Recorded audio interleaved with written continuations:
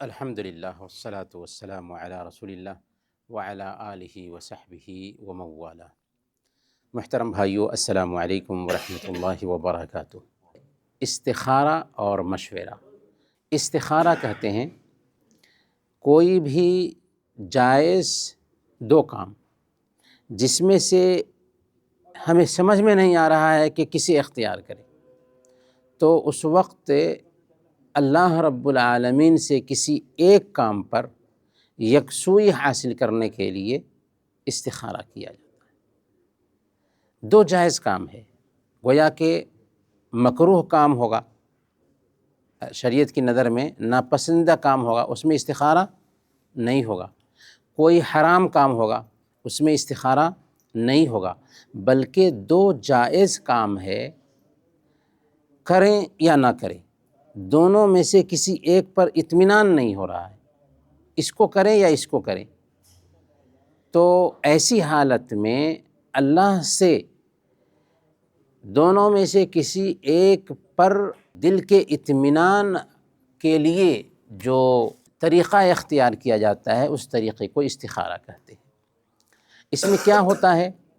اس میں کرنا یہ ہے کہ ہم 2 رکعت نماز پڑھیں، نفلی نماز فرض کے علاوہ، اور اس کے بعد دعائے استخارہ پڑھیں سلام پھیرنے سے پہلے، یعنی ساری جو دعائیں ہیں وہ ساری دعائیں پڑھنے کے بعد، تشہد کے بعد یہ دعا پڑھ لیں اور پھر سلام پھیر دیں۔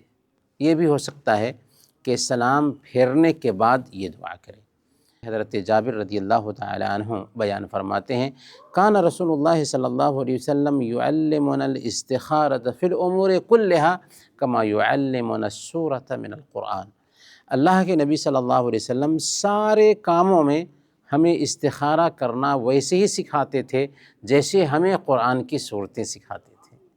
تو گویا کہ استخارہ کی ہماری زندگی میں بہت زیادہ اہمیت ہے، کیونکہ دو جائز کام میں سے کسی ایک کام میں یکسوئی حاصل کرنے کے لیے اللہ تعالیٰ سے خیر طلب کرنا یہ تو مطلوب ہے کہ اے اللہ، میں یہ کام کروں یا یہ کام کروں، کس میں بھلائی ہوگی، تو جو کام کرنے جا رہا ہوں اس کام میں بھلائی ڈال دے۔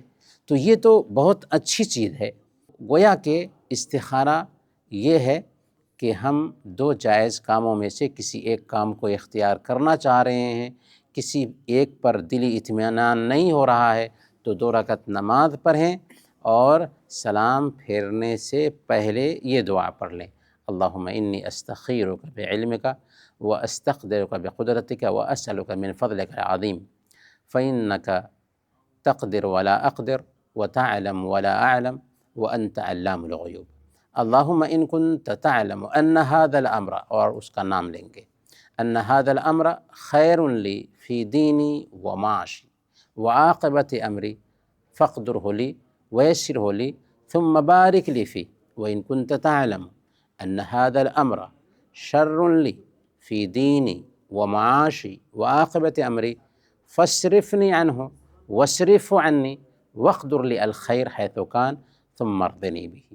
یہ دعا ہے، یہ دعا ہم سب کو یاد ہونی چاہیے، اور زندگی میں جو ایسے کام پیش آتے ہیں کہ کس کو اختیار کریں، اس کے لیے ہمیں استخارہ کرنا چاہیے۔ استخارہ کے لیے ضروری نہیں ہے کہ ہمیں خواب آئے، کہ خواب میں بتایا جائے گا، قطعاً نہیں۔ ہاں، 3 مرتبہ استخارہ کر سکتے ہیں۔ ایک مرتبہ کیے، نہیں کچھ سمجھ میں آ رہا ہے، دوسری مرتبہ نہیں کچھ سمجھ میں آ رہا ہے، تیسری مرتبہ کریں گے۔ 3 مرتبہ استخارہ کر سکتے ہیں۔ شیخ ابن عثیمین رحمۃ اللہ علیہ نے فرمایا کہ جیسے ایک آدمی دعا کرتا ہے تو سنت ہے کہ 3 مرتبہ دعا کرے تو قبولیت کا امکان زیادہ ہوتا ہے، ویسے ہی استخارہ بھی 3 مرتبہ کریں تو بہتر اور افضل ہے۔